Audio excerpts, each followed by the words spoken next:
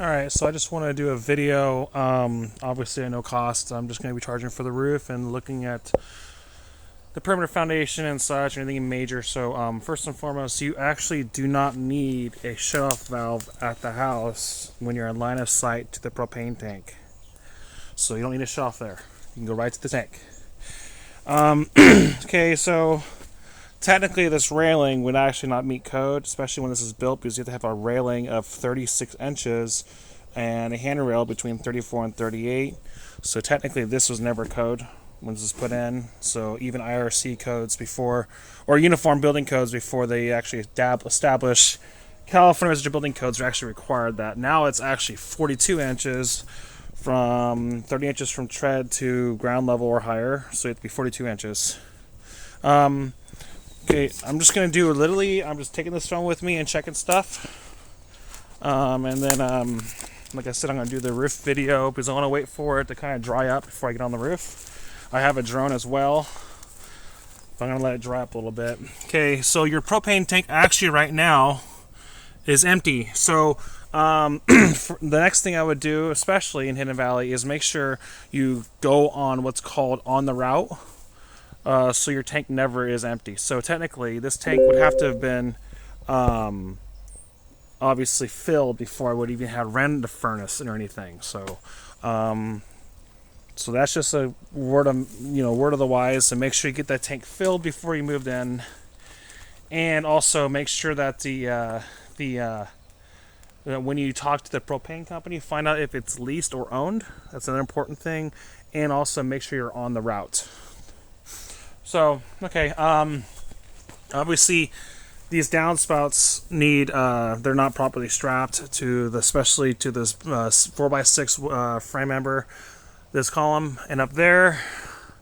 So you get tied to the rim board and then tied to the column. And probably need to put another board behind it, another 2x4, make sure it's pressure treated for exterior application. And then you want to put an elbow and tie a corrugated drain tile, which is like right there, going out that way. So you're going to want to actually have extensions going out that way. Like I said, I'm just literally doing a video at no cost because I'm absolutely slammed on work next week and I'm all booked out. So figure that since they already had Accident Homes' report, that it was not as important, and because you can always get these bids from other contractors and such in the pest company. Okay, so yeah, some of these plank members, if you do replace some of them, make sure you use 4-inch screws to go deeper into the joist, especially since 16 penny nails right here are 3 inches deep. So you want to use a 4-inch to get deeper into the joist. Okay, obviously this is rotted. You can even see that railing is not even properly fastened. It's falling down.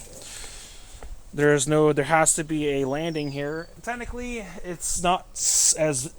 Okay, so if this was the only exit from the house, do you need a landing there? But there's more ways out. So actually, technically, you're not required to have a 36-inch landing here because you have more ways of accessing the house. So the landing is more of a fire safety thing or just a safety in general. Well, you have one way to get out. You have more than one way to get out. So technically, you don't need that. A lot of this up here is from being warped from the sun just because the sun sets over there.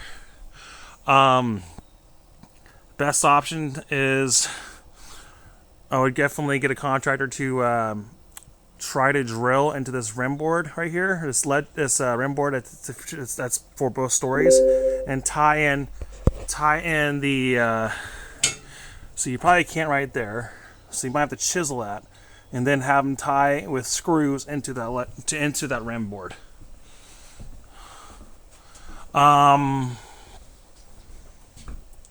Like I said, I'm sure you guys are getting a pest inspection, so they can kind of get more into the pest repair stuff. Okay, I'm going to keep walking around here. Any areas where tread to ground level does not require railing. Okay, same thing with this. Obviously loose, and then mention again another corrugated drain to go out that way. The Vulcan spray I would use for those elbows. I'm going to use my drone to get closer up there. I'm just doing this video literally just at no cost because I'm getting pretty slammed, and I got a 49 unit hotel I'm doing. and I don't know how long it's going to take me. And also, you know, I'm waiting for the roof to dry up a little bit. So, okay. So structurally, these joists are still pretty solid. They actually used the wrong size hangers over here, but they're supposed to be 2x hangers, not 2x6. Like I said, you don't need a shut off there when you have line of sight there. Okay, we're gonna keep going up.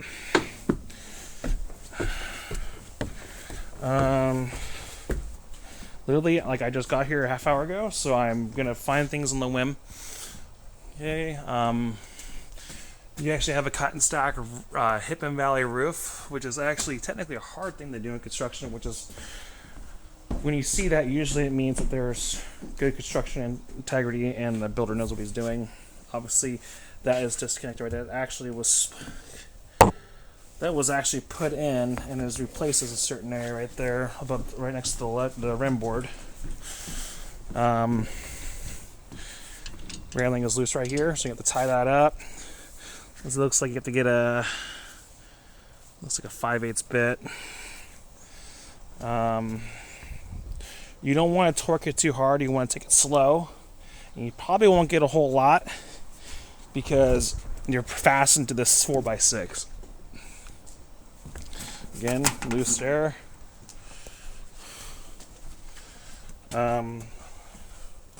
So we'll keep going around here. Like I said, I'm literally just making it on the whim here. I haven't even checked your attic or anything. I'm just doing this video for you to help you out. Okay, let's take a look at some stuff. All right.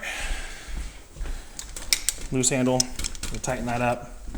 WD-40 on the track. Obviously, you're probably gonna have to raise up the wheels a little bit. There's an opening for a screw. Let me see if I can find it. Yep, down here. You can adjust the track a little bit.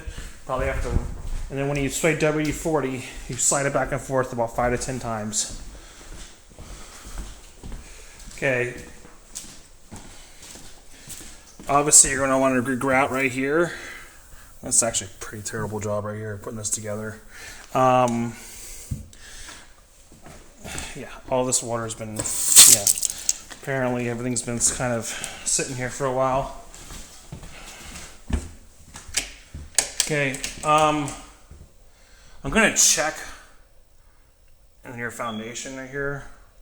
This is a lot of weight on this, and I'm gonna know by looking at the attic, because there's a dead load transfer that goes from here to here, and I'm pretty sure this is called a tape joint crack also. So if it was a crack going like this, then I'd be concerned structurally, or especially if it was a crack going down where the actual, not where there's a tape joint. Between tape joint is where the sheathing meets the other sheathing. So I'll know more once I look up, obviously, but this looks more like a tape joint crack to me. And with that kind of weight, and then the house being vacant, and that could be probably part of it too. All right, let's go. All right, upside down, loose handle. Actually, it doesn't lock the properly way. I just recommend just replacing this. So that's not supposed to be unlocked. That's supposed to be locked. Okay.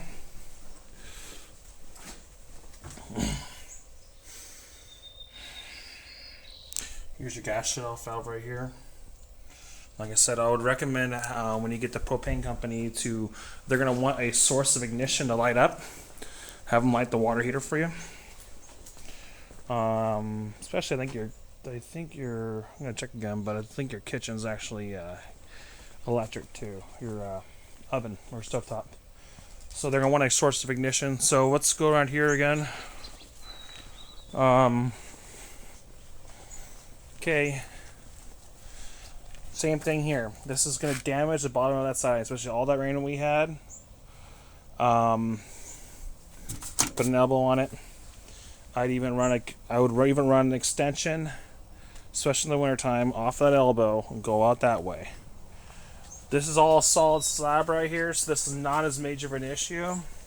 But I would definitely get an epoxy injection and seal off between the perimeter wall, the concrete slab. So any water that does go down, it'll it'll get away from the house. Obviously, you want to have the dirt away from wood contact. And this is all. I would definitely get a plumber out here. Yeah, looks like you got some corrosion going on here. That's been there for a while. The 36-inch landing is recommended here, obviously, as that is the only way out except for the garage door. It's loose. Okay, can't have that. Missing an arm to hold it up. I'd recommend labeling is easier to read. Technically, your covers, it's also missing a screw. Yeah, all that fun stuff there. There's 4 or 5 things right there that a previous home inspector should have caught. Okay, let's keep walking around here. Like I said, I'm going to look in the attic, and okay, obviously this should get sealed right here from the vent going to the attic. See how it's loose right there. Drywall patch, or even using high temperature 1,000-degree spray or caulking. They have that, so high temp caulking. I think that was on the other report. I would recommend getting obviously your ducting is dirty, so I'd recommend actually having your furnace inspected and your ducting, getting it ducting tested.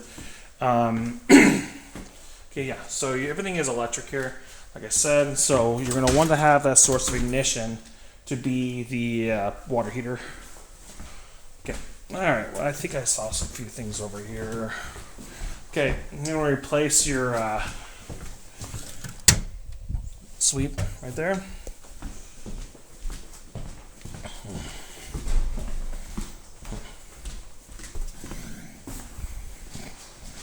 Okay, this is actually damage from excessive sun exposure. So this is really cosmetic right now. Looks like they put some kind of glaze over it, like, you know, yeah. So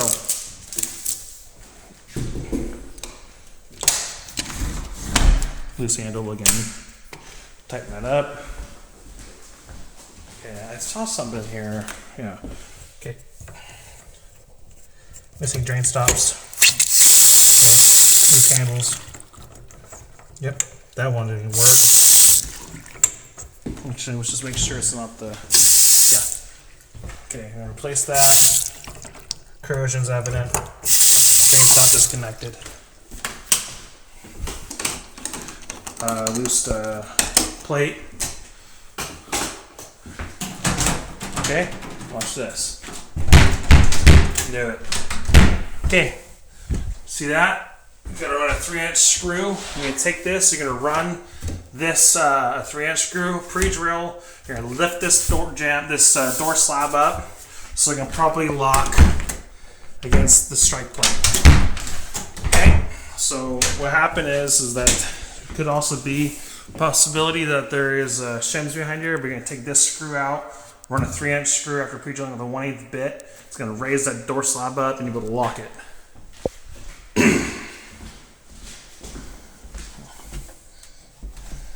Okay. A little bit of damage there on that door.